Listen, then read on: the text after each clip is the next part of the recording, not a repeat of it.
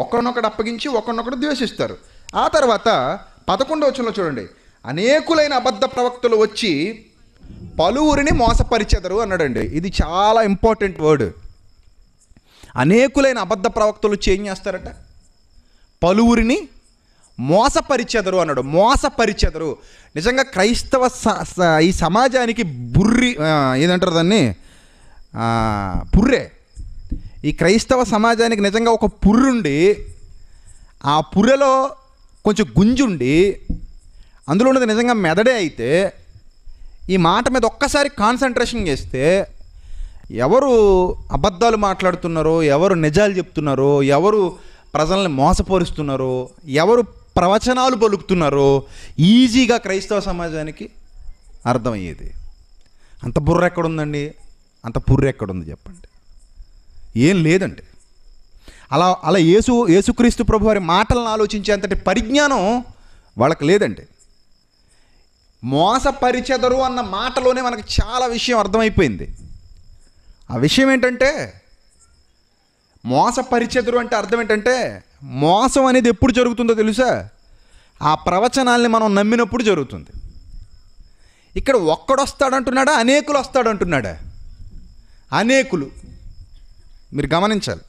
అనేకులైన అబద్ధ ప్రవక్తలు వచ్చి పలువురిని మోసపరిచెదరు అన్నాడు. అనేకులైన అబద్ధ ప్రవక్తలు వచ్చి ఏం చేస్తారు? పలువురిని మోసపరుస్తారు. అలా మోసపరిచినప్పుడు ఏం జరుగుద్దట? కొంచెం బుర్ర పెట్టండి. ఈరోజు ఈ విషయాలు మీకు ఎందుకు చెప్తున్నానో కూడా చెప్తాను. కొంచెం బుర్ర పెట్టండి. అలా మోసపరిచినప్పుడు ఏం జరుగుద్దట? అక్రమము విస్తరిస్తుంది అన్నాడు. చూడండి కింద మాటలో.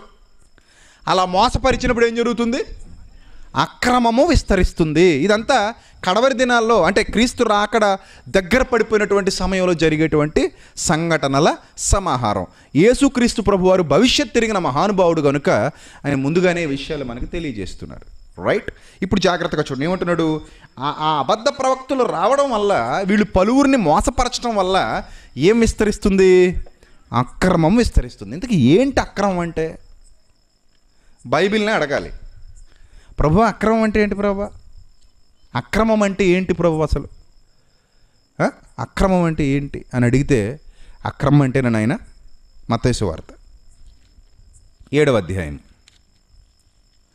మత్తయి సువార్త 7వ అధ్యాయం 22వ వచనం. మత్తయి సువార్త 7వ అధ్యాయం 22వ వచనం. ఆ దినమందు అనేకులు నన్ను చూచి, ప్రభువా ప్రభువా, మేము నీ నామమున ప్రవచింపలేదా? అక్రమం అనమాట. అక్రమం అంటే ఏంటి ప్రభు అని అడిగితే చెప్తున్నాడు, మేము నీ నామమున ప్రవచించలేదా? నీ నామమున దయ్యములను వెళ్ళగొట్టలేదా?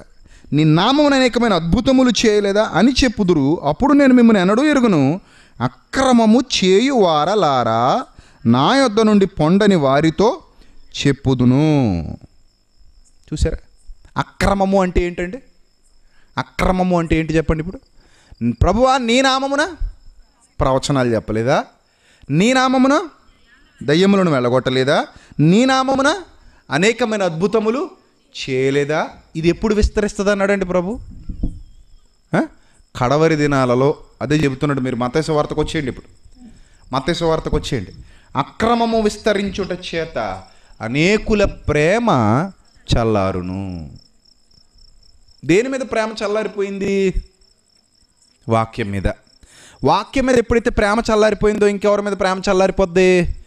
దేవుని మీద ప్రేమ చల్లారిపోద్ది. అంటే దేవుని కోసం బ్రతకాలని కానీ, దేవుని కోసం జీవించాలని కానీ, దేవుని ఉద్దేశాల ప్రకారంగా నడుచుకోవాలని కానీ ఇంక ఇలాంటి ఫీలింగ్స్ ఏమీ ఉండవు. అక్రమం విస్తరించిపోయింది. అక్రమం విస్తరించుట చేత అనేకుల ప్రేమ ఏమైపోయింది? చల్లారిపోయింది. ఇప్పుడు నేను క్రైస్తవ సమాజాన్ని నిలదీస్తున్నాను. నిజంగా క్రీస్తు రాకడ దగ్గర పడుతుందని నమ్మేవాళ్ళారా, అక్రమం విస్తరించిందంటారా లేదంటారా? అక్రమం విస్తరించిందంటారా లేదంటారా? లేదు అన్నావు అనుకో, క్రీస్తు రాకడ ఇంకా సమీపించలేదు అని చెప్పాలి. అవును అన్నావు అనుకో, క్రీస్తు రాకడ సమీపించింది అని చెప్పాలి. రైట్. ఇప్పుడు నేను లేదు అనే సాహసం చేయలేను. చచ్చినట్టు ఏమనాలి నేను ఇప్పుడు? అవుననే అనాలి. రైట్. ఇక్కడ అవును అన్నప్పుడు ఇక్కడ అబద్ధికులు లేదా మోసగాళ్ళు ఎంతమంది ఉంటారు అని బైబిల్ బోధించి